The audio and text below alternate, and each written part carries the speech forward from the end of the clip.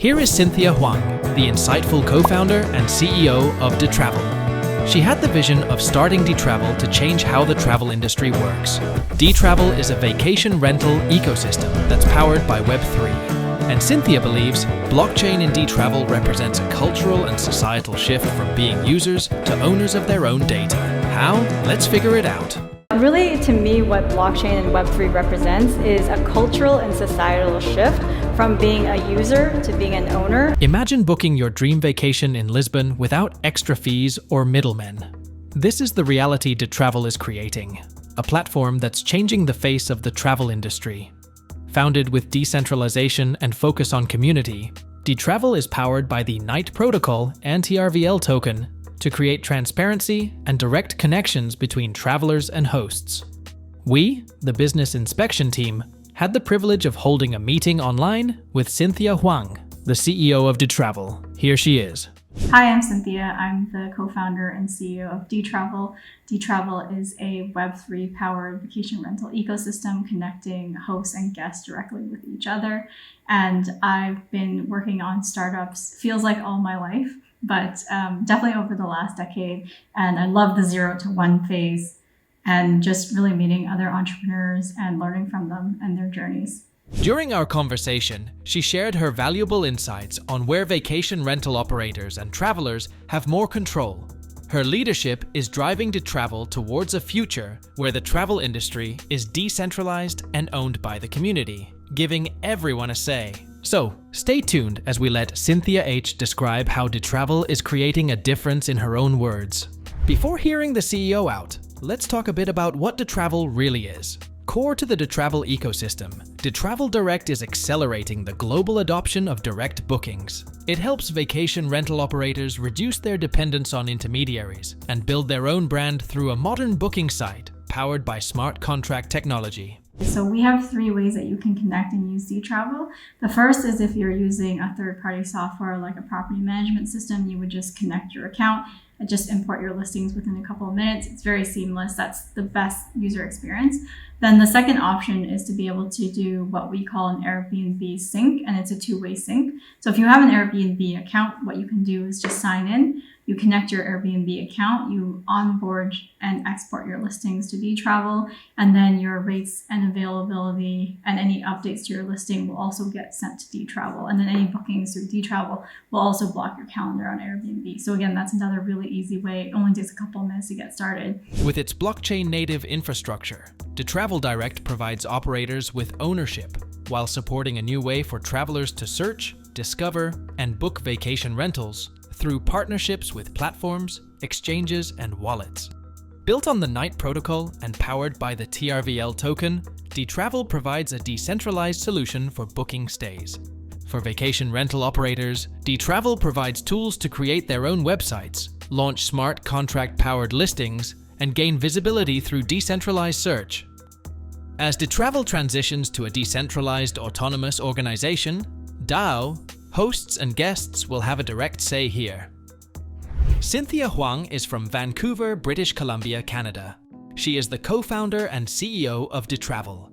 So when I started in the vacation rental industry in 2014, I started as a host on Airbnb, and I just completely loved the idea. I fell in love with the concept of hosting. I loved the community that they had built, and I was a very strong community builder. Previously, she co-founded Altcoin Fantasy, a crypto trading simulation game with 350,000 plus users worldwide, and AirHosts Forum, the #1 Airbnb host forum globally.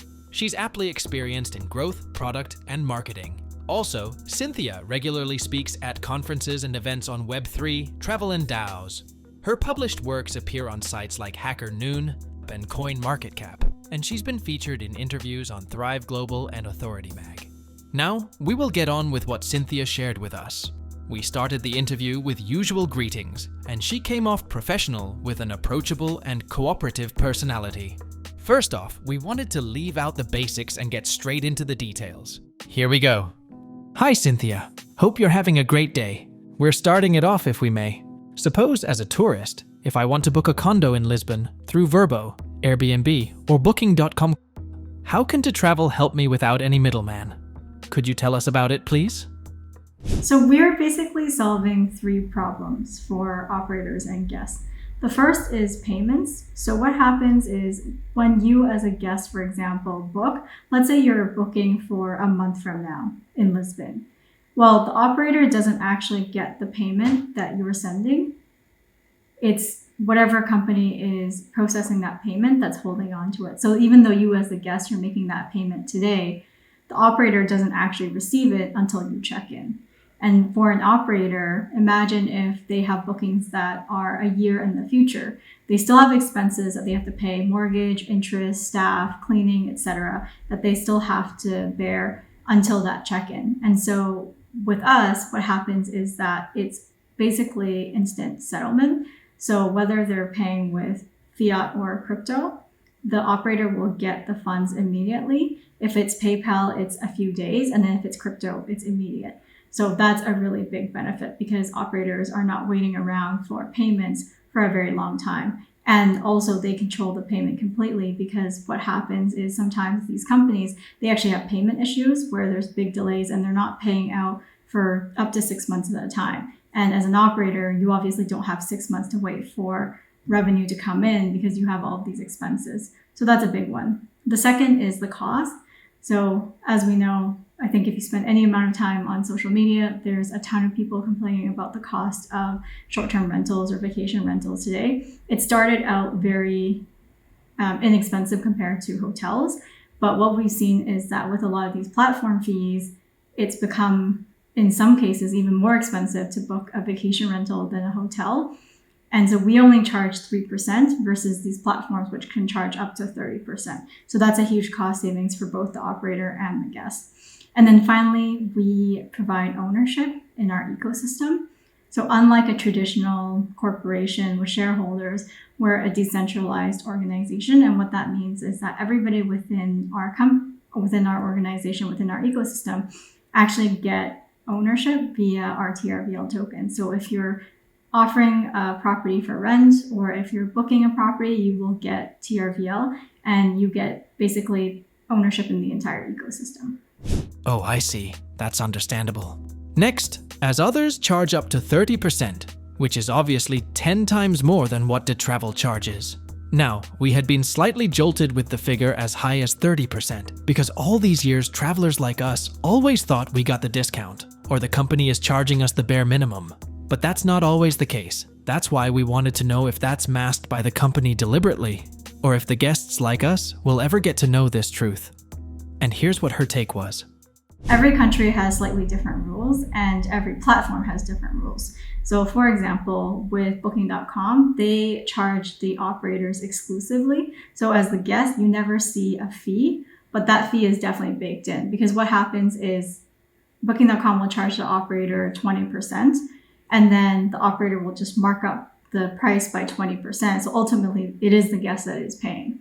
On Airbnb, it depends on the market. So in some markets, they have to actually show the fee. And in other markets, they don't show the fee until you get to the very end. And if you're what we call a casual operator, meaning that this is not your full-time business, you're not running a property management company, generally, I would say it's about 3% that the host is paying. And then the guest is paying anywhere from 13 to 17%. So in aggregate, you end up paying about 15 to 20%.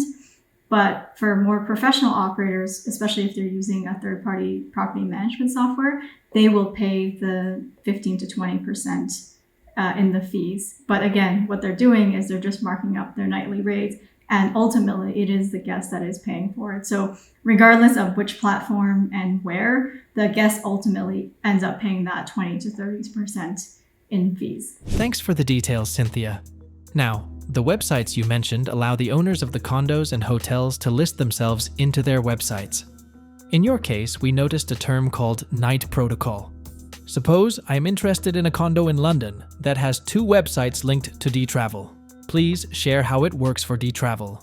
Basically, Dtravel is an ecosystem of peer-to-peer vacation rental direct booking websites. So what that means is that we, kind of similar in some ways to Airbnb or Booking.com, we have this search portal, but where we really differ is that unlike Airbnb or Booking.com processing the transactions, you're booking directly with the owner and the operator. So in the case of Paraliving or Victoria Belgrave, you're booking directly with the operator, and each of those listings are their individual booking site. So it's not Dtravel's booking site that you're booking through. You're always booking directly with each of the operators. And one, that leads to a lot lower fees because we're not charging those platform fees and charging for all the payment processing, but you're booking directly with the operator. And then secondly, it allows you to form a better relationship instead of being limited by what you can say or what you can communicate as we see through these platforms. So the Nite Protocol, think of it like a data layer that we're using, that we built. So Dtravel's meta search sits on top of the Nite Protocol. And the idea with the Nite Protocol that we're trying to build out is it's a very long-term vision. And the reason that it's necessary is that right now, if you are an operator, and let's say you have a listing on Airbnb and you want to move that to Booking.com or you want to move that to VRBO, you basically have to go to each individual platform and you have to create an account and you have to put in your information again. And we feel like that's very unnecessary because the information already exists and you should own that information. So with the Nite Protocol, the ideal sort of user experience that we're trying to get to is that you as an operator, you have all of your data, it's stored within this one encrypted profile, and you can actually take that data and share it with whoever you want. So imagine in this case, another company, let's say there's company A, company B, and company C, which are all listing platforms. You have an account on company A. Well, now you can choose to take your profile and share that with company B and company C, and they'll be able to read that information. You don't really have to do anything. You don't have to go and add your information again.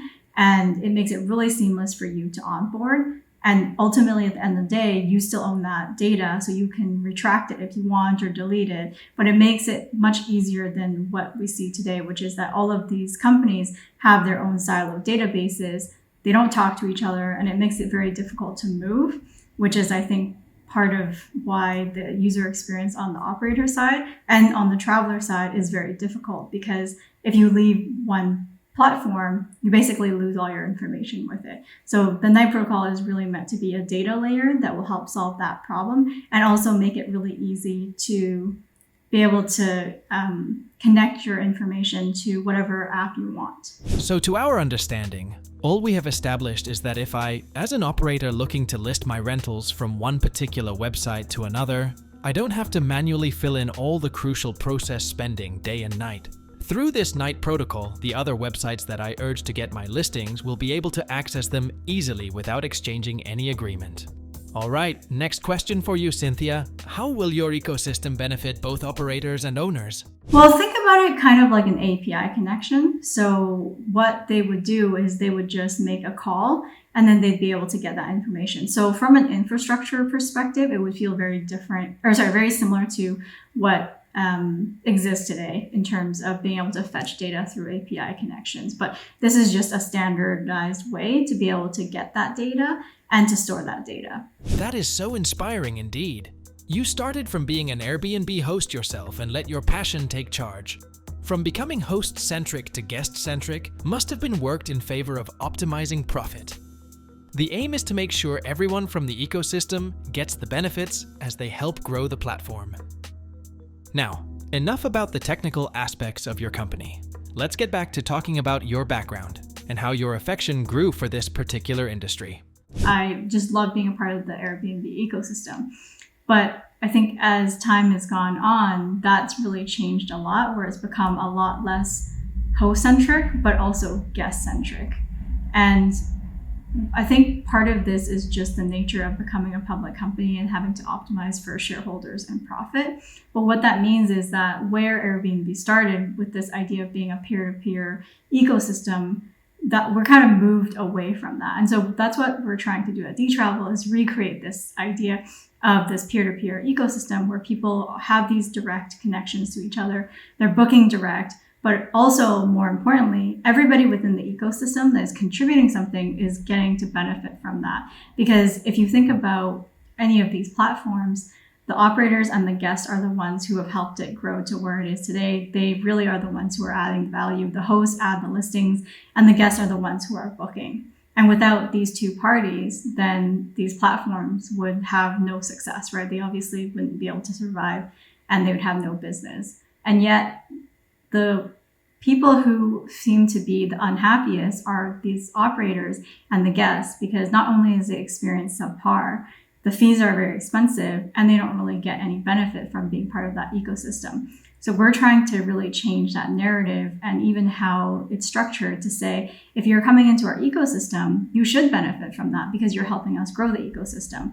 And by us giving out TRVL tokens as rewards, then people get to share in the benefit of the ecosystem's growth. And so we're really trying to change the entire paradigm of how platforms and ecosystems even operate by giving people a reason to want to come in and help us build. That's great. Glad you got back and recuperated from being shut down. Moving on to the next question now. Most companies need more than one founder, as far as we have seen. They need multiple founders and several stakeholders. Why don't you share how you met your co-founder? Yes, so I started as a vacation rental operator in 2014. I hosted my first guest and it was just such an amazing experience. It was somebody from LA. I love the fact that I could learn about, his experiences. We had a really lovely time and I began hosting a lot of people, and every single person, I love learning about their stories, meeting them, getting to know more about them, sharing more about where I lived and also my story. And because of that, I've continued to be an active owner operator since then for over a decade now. And because vacation rentals, or I guess like the industry as we know it today with Airbnb, didn't really exist that much at the time. So the idea of hosting somebody, especially if it was in your own place, like an extra bedroom, felt really alien. And there weren't really a ton of resources out there because it was still, again, very, very new, especially in Vancouver where I was from. So to solve my own problem, I basically co-founded Air Host Forum, which was really meant to go and meet other operators all around the world and learn from them. And I think it just was the perfect timing where other people were looking for something very similar because they were also starting to get into vacation rentals and they also needed guidance. And so it's really kind of taken on a life of its own and has still continued to be active. Today, we still are the largest forum, and it's been really lovely to be a part of that community and to learn from others. So I think on the passion side, that was definitely my connection to vacation rentals and still continues to be. In terms of my career life, I guess, I've been in startups for a long time, very early stage as well, because I love kind of that 0 to 1 phase. I previously co-founded Altcoin Fantasy, which is a crypto gaming startup that was helping people learn about trading crypto through simulation games. So the idea was that you would build a fake portfolio using fake tokens. And then if you built the best portfolio for that week, you would get prizes. And that was really fun. It was going pretty well, but unfortunately we got shut down by Google Play. But I think the saying that, when one door closes, another opens is very apt here, because in the summer of 2020 was when we had to shut down that company. But then in the fall of 2020, so that same year, I ended up connecting with the people who were on the founding team of Dtravel. And together we started talking about this idea of Dtravel and really trying to solve some of the problems that exist in the industry using blockchain technology. Sounds like an interesting story of finding your suitable co-founder. It's commendable how even after closing your company, you kept in touch and tried to solve problems related to vacation rentals.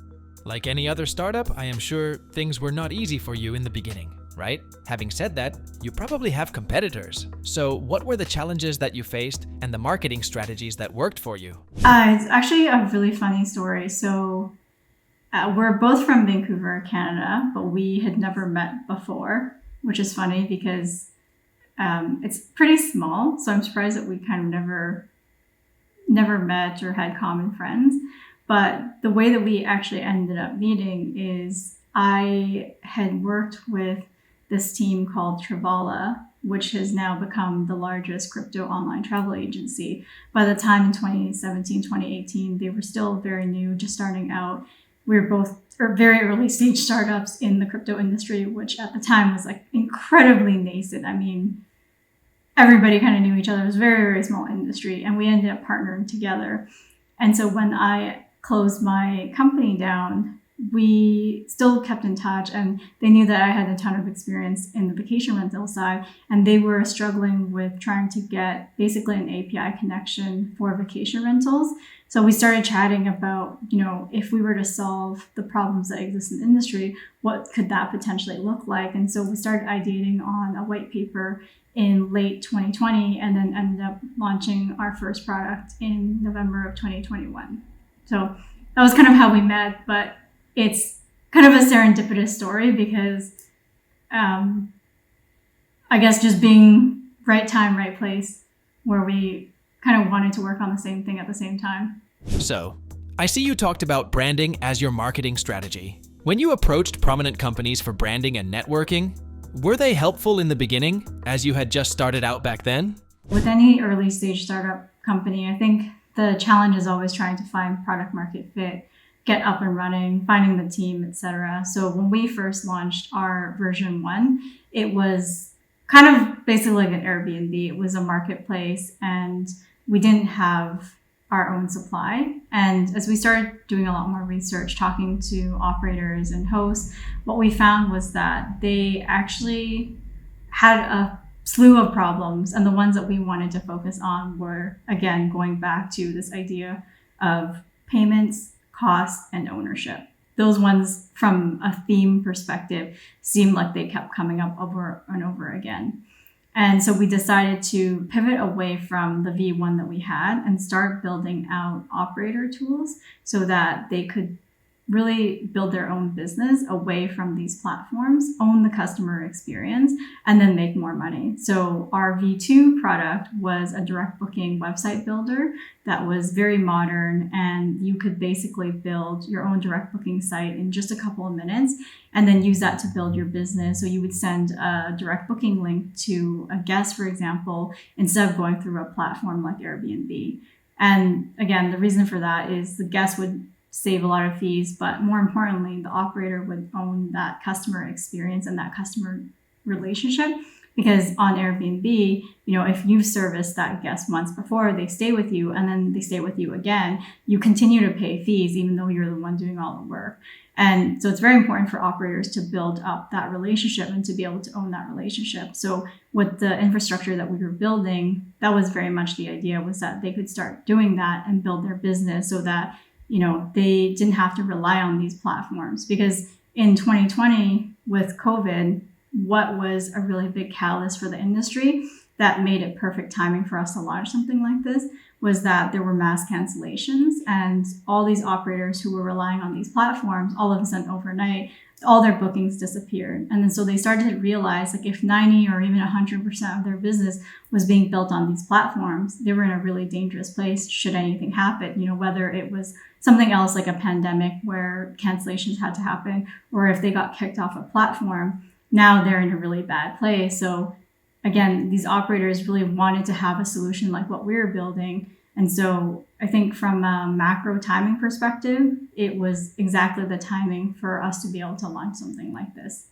In terms of marketing, I think one thing that we've been very good at, which I think maybe is unusual for early stage startups, is the branding aspect of it. So we really tried to invest in partnerships and relationships with industry leaders and other people in the industry to build our brand, because that's often one of the most challenging things, is building a recognizable, reputable, and trusted brand very early on. And your customers want to know your brand because that's how they're going to trust you and use you. So we invested in that pretty early, and I'd say that we've done a pretty good job where we're starting to build a name in the industry. And even though we're only about 3 years old, I would say that a lot of operators and companies in the vacation rental industry are starting to learn about us, which is really great. Okay, great to know you didn't have the sole intention of branding your company. Instead, you focused on trying to be more helpful and educative in the industry, along with providing resources for partnership in direct bookings and more. I would say we didn't approach them like intending to brand ourselves, I guess. It was more, how can we be helpful? How can we educate the industry? How can we provide resources and partner to really drive home this idea and the benefit of direct bookings, because direct bookings is something that has existed in hotels for a long time. They've gone through a similar transition where initially they really used a lot of the OTAs to grow their businesses, but because again these OTAs are taking 20-30% in commissions, the hotels have tried as much as possible to really increase their own brand and to drive home this message of hotel guest booking direct. So that's why you'll often see hotels saying, oh, come to our website, we have rewards programs, etc. You should book directly with us. And vacation rentals is going through the same transition, but it's still early. And so I think there's a lot of education to be done around why direct bookings are really important, especially for smaller operators where it might not be their full-time business. And so partnering with a lot of people in the industry to talk about direct bookings and how this is better for the entire industry as a whole, I think has been something that we've tried to do. So less on the, we're the best, Dtravel is here to stay kind of thing, and really trying to provide value and have those relationships be long lasting and more meaningful than just, one-off partnerships. Glad to know you wanted to offer more value than claiming to be high and mighty. Where does Dtravel operate from right now? Do you have plans for expansion in other countries? And by the way, how many employees do you have? Our team is about 20 and we're fully remote and fully global. I think like many Web3 companies, we don't have a physical location. And that's really nice because there's a lot of flexibility. Like myself, I always like to say I'm a retiring nomad, but not very good at it. So I still travel quite a bit. And for me, it's really nice to be able to have that flexibility, as I'm sure it is for a lot of the team. I think also because we are at the core of it, a travel company. What's interesting is that a few of us are nomads on the team, and it feels very much like we, on the traveler side, understand the pain points of trying to travel all the time and finding vacation rentals and really experiencing some of the challenges that come with that, especially if you're making like last minute bookings or if you're trying to find a long-term place, but it becomes really expensive. So in a way, it becomes user research that's very helpful for the team. In terms of our expansion and where we operate, Dtravel can be used anywhere around the world. So our direct booking solution works no matter where you are. And then our meta search, we do have key markets where we have more supply and we're continuing to grow that supply. And we will be focusing on top 100 cities that we consider either high demand or that appeal to a lot of crypto travelers. And we actually just launched an incentive program that's really aimed at the community to help them with growth. So if they are referring any operator in who have listings in these cities or in a new market we're not in, or they're referring travelers who book a vacation rental through a Dtravel powered listing, then they're going to get points that end up converting to a TRVL reward. So again, going back to this idea of really being ecosystem and community driven, everything we're doing is trying to harness the community to help us with that. But I think listing growth and of course booking growth is going to be the next, is the current big focus for us right now. Well, that makes a lot of sense. Another question regarding your work culture, Cynthia. Despite the remote work, how is your work culture over there? Culture is actually even more important because you don't have the opportunity to be able to have these in-person meetings and be able to build that rapport, right? So it's even more important that you start to build that culture. I would say that I think like with any remote company, it's definitely harder to build that really strong culture. But because we've been working together for about 3 years now, more or less, I would say we've built a pretty strong team. Everybody knows everybody really well. We have that trust and collaboration. And I try to make it a point to visit some of the team members at least once a year to start to build that relationship. One thing that's really interesting about Web3, which is something we've kind of taken and really embraced within Dtravel, is this idea of like democratized ideas. So we have a fairly flat organization where everybody has the ability to voice their opinions and be able to drive projects and decisions. And we believe that because the idea of Web3 is that everybody has value, and as long as you're committed and you're driven to do something, then you should be given that opportunity. I think within Dtravel, we very much embrace that culture where people are able to suggest projects and then really run with it. And it makes it a lot easier to be able to drive different things because everybody feels ownership for that. Really appreciate you for building a strong team. Now, let's talk about DAO, Decentralized Autonomous Organization. For say, if I am a layman, how would you describe it to the ones who are from different backgrounds?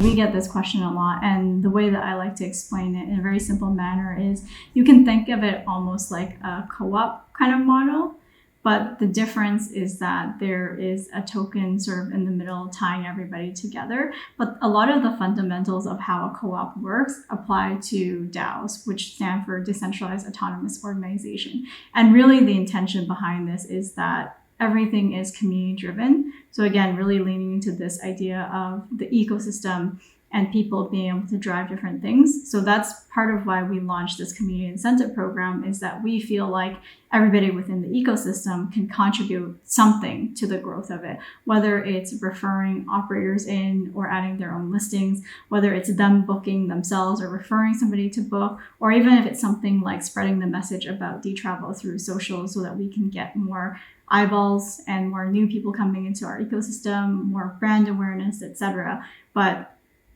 what we really believe is that everybody who wants to be a part of Dtravel can do that. And then if they are driving value, they should be able to benefit and participate in that growth.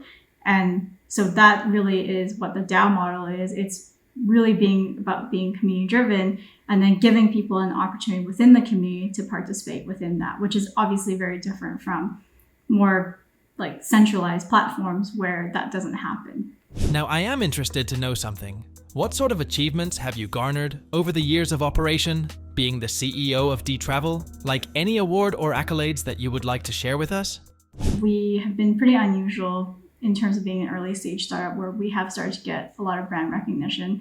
So this year I was actually nominated and won the Rising Star Award for the Shorties, which is one of the most premier vacation rental or short-term rental awards given out to industry professionals. There's a big gala that they have in the beginning of the year. So that was just amazing to be nominated and then to actually win the award, which I think says a lot about people's perception of Dtravel and what we're building in the industry. We are also recognized as one of the top 250 vacation rental companies in the space last year. And then we've been nominated for various awards like the Rising Team for Skift for their innovation awards, the top software provider for the direct booking show.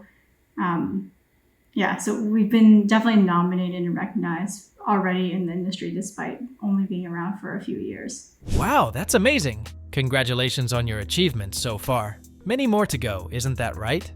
Next, I can see there's a section Add Listing in your website. If anybody is interested in getting listed, what should they do? What stages do they have to go through? If you don't use a property management software and you either don't have an Airbnb account or you don't want to connect it, we also give you the option to add your listing manually. This option is more for people who have just a couple of listings because otherwise it's, as you can imagine, a ton of work if you're trying to import, let's say, hundreds of listings. So there's basically a path forward for any type of operator that wants to use Dtravel, and it only takes probably 5 minutes max to set up your account and have all your listings ready to go. Now, it's time for the most generic yet significant question. How would you like to see your company in 5 to 10 years from now on? We definitely want to be the go-to place for people to find direct bookings or direct booking vacation rentals. So anytime that you're like, hey, I'm thinking about traveling and I want to book a vacation rental, then we want you to think of Dtravel. And what I think a lot of people misunderstand, which makes sense, is that we are trying to say that we should be the only ones.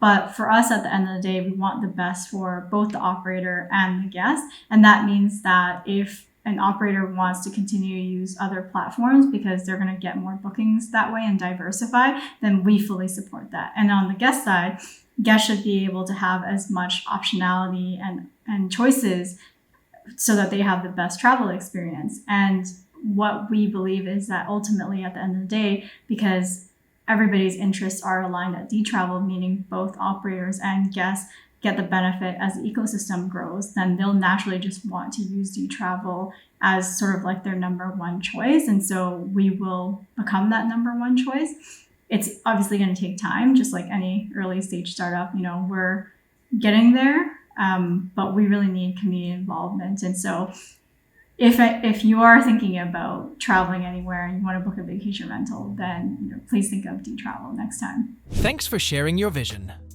Finally, the last question for you.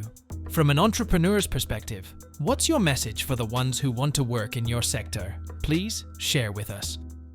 Two pieces of advice I would say. One is, and maybe some people don't agree, but I think this is really important, finding something that you're very passionate about, because startups are very, very, very hard. And, we like to say they're a roller coaster. One day you're like on top of the world, and the next day you're just in the trough of sorrows, we like to call it in startups, where you feel like nothing is going right. And in order for you to continue and to get through these difficult challenges, you have to really, really like what you're doing and the problem that you're solving. Because if you're not passionate about it, then it's really hard for you to continue to get the motivation and the energy. And people often can tell if you're not passionate about something, because you're just going to be, it'll be very obvious to people that, you're not that interested. The second piece of advice, and I wish that I learned this very early on, but I've definitely learned it by now, is that when I first started doing a startup and something went wrong, which invariably it always did, like you're always putting out fires, things are always coming up. That's just life, not just even startup, but just life. There's always going to be challenges that you have to deal with. And every time that some challenge came up, I was kind of like surprised and taken aback. And what I've come to realize is that's actually the norm, not the exception. And so if you are going to work on a startup, every time there's challenges or something difficult that comes up, you just have to recognize that this is the life of a startup. And if anything, when things are peaceful, that's the exception. And it's probably not going to last very long. And I think that's going to help you with your sanity, because then every time something goes wrong, you're going to be like, oh, okay, well, this is just how startups work, and it's not really a big deal. I'll get through it and figure it out. After conducting this interactive meeting with Cynthia Huang, we walked away with practical insights into the future of decentralized travel. Cynthia's vision for Dtravel is nothing short of transformative, and her passion for what she does is evident. Cynthia, if you're watching this, we sincerely appreciate your time, helpful demeanor, and the depth of your expertise. So, did you find this discussion as fascinating as we did? We'd love to hear your thoughts, and if there's someone you think we should interview next, let us know. Until then, keep exploring the world.